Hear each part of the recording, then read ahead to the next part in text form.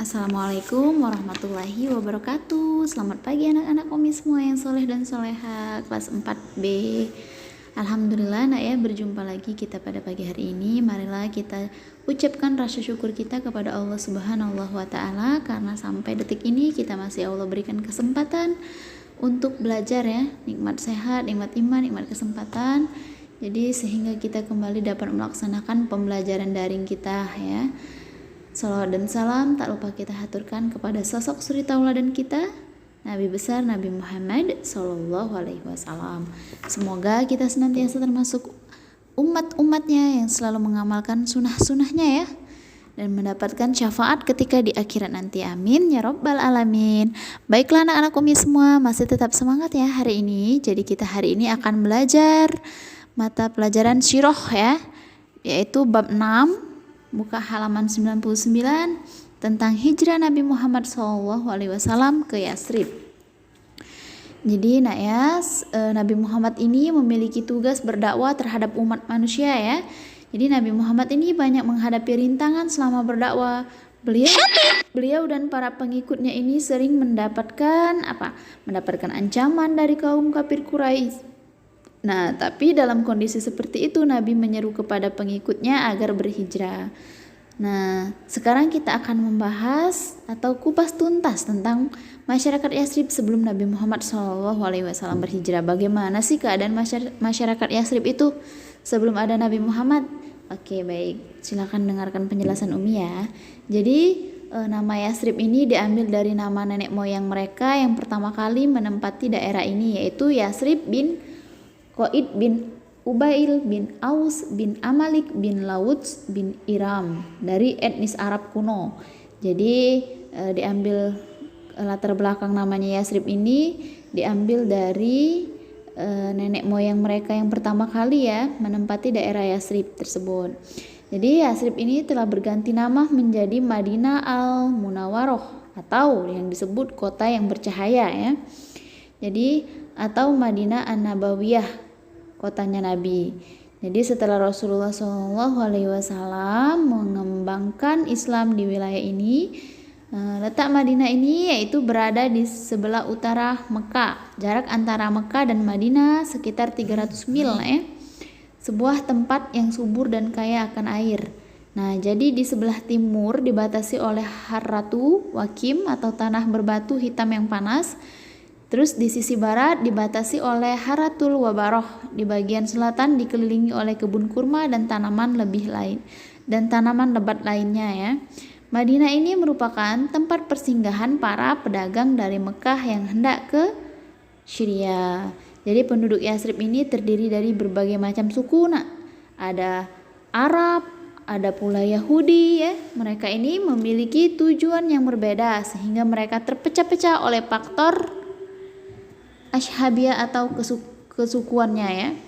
Jadi perbedaan agama, perebutan kekuasaan dan perebutan lahan pertanian itulah yang mereka lakukan ketika sebelum Nabi Muhammad SAW datang. Jadi terdapat dua kabilah ya, atau dua suku Arab. Jadi terdapat dua suku yaitu suku Aus dan Khazraj ya. Kabilah ini berasal dari suku Al-Az dari Yaman yang berhijrah dari Yaman karena goncangan di sana. Jadi selain suku Arab, terdapat 3 kabilah besar dari agama Yahudi di Yasrib saat itu. Ada kabilah Yahudi, itu adalah siapa? Ada Kainuka, Nadir, dan Quraiza. Jadi mereka ini saling bermusuhan ya. Kabilah Kainuka ini tinggal di dalam kota Madinah setelah diusir oleh Bani Nadir dan Bani Quraizah yang tinggal di luar kota Madinah.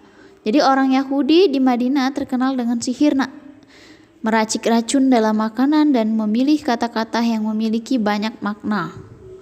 Keahlian mereka ini dalam sihir menjadi kebanggaan, nauzubillah min zalik ya. Sementara kita tahu bahwa sihir itu sangat berdosa sekali ya, musyrik ya. tetapi mereka sangat meyakini itu dan menjadi suatu kebanggaan bagi mereka. Jadi perpecahan tidak terjadi antara Arab dan Yahudi saja, tetapi dalam masing-masing kaum tersebut, peperangan menjadi cara dalam menyelesaikan perselisihan. Oleh karena itu, seringkali terjadi perang di antara mereka. Itulah keadaan masyarakat Yasrib sebelum ada Nabi Muhammad ya. Jadi pada awalnya kepemimpinan di Yasrib ini berada pada pihak Yahudi karena mereka ingin mendapatkan lahan pertanian dari suku Aus dan Khazraj. Maka dibuatlah suatu perjanjian. Ketika suku Aus dan Khazraj semakin banyak, Yahudi ini menjadi ketakutan. Mereka memutuskan perjanjian kerjasama dan merencanakan untuk mengusir Aus dan Khazraj dari Madinah. Nah, suku Aus dan Khazraj ini meminta bantuan dengan kerabat mereka, yaitu Al-Ghasasaniya. Jadi Al-Ghasasina ya, Umi ulangin. Nah, yang berkuasa di kerajaan Yaman itu Al-Ghasasina ini nak ya. Aus dan Khazraj berhasil mengalahkan Yahudi dengan bantuan Al-Ghasasina.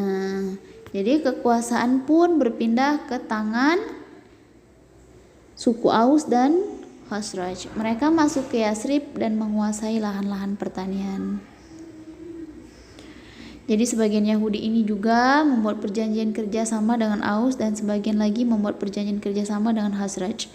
Mereka ini mengubah dari perang secara langsung menjadi kawan dan menghasut kawan untuk memecah belah antara Aus dan Khazraj agar mereka tidak bersatu menghadapi Yahudi.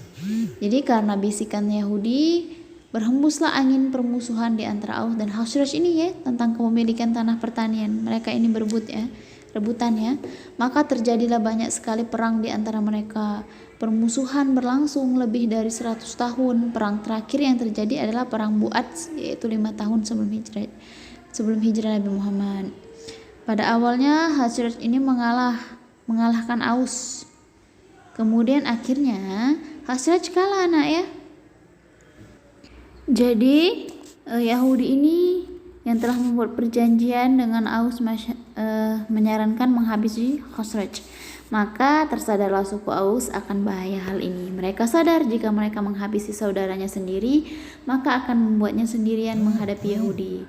Jika terjadi hal tersebut, maka berhasil strategi Yahudi untuk menguasai seluruh Yasrib. Nah, dari hal ini, maka situasi buruk ini menjadi salah satu penyebab masyarakat Yasrib lebih siap menerima Islam daripada masyarakat Mekah.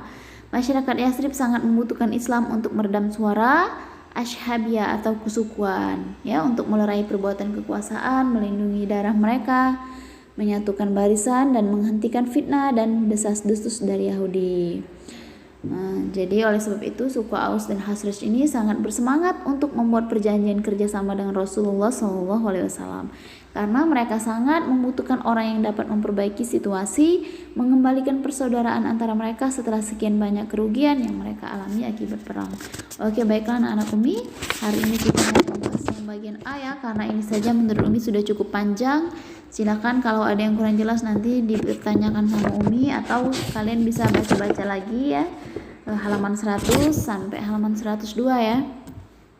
Oke, ada pertanyaan dari Umi. Coba Umi minta sebutkan sepengetahuan kalian saja bagaimana sih keadaan masyarakat Yasrib itu sebelum Nabi Muhammad SAW datang ke Yasrib ya. Sekarang yang tahu jawabannya silakan dikirimkan sama Umi ya. Umi tunggu dan ini insya Allah akan mendapatkan reward bintang ya bagi yang mengetahui jawabannya. Yang enggak ngirim jawaban Umi anggap enggak dapat nilai dari Umi. Jadi tadi sudah Umi jelaskan di pertengahan tadi keadaan mereka itu bagaimana. Jadi silakan kalian kirimkan sama Umi. Umi tunggu. Umi rasa cukup sampai di sini dulu ya nak ya. Marilah bersama-sama kita tutup dengan melafazkan lafaz hamdalah.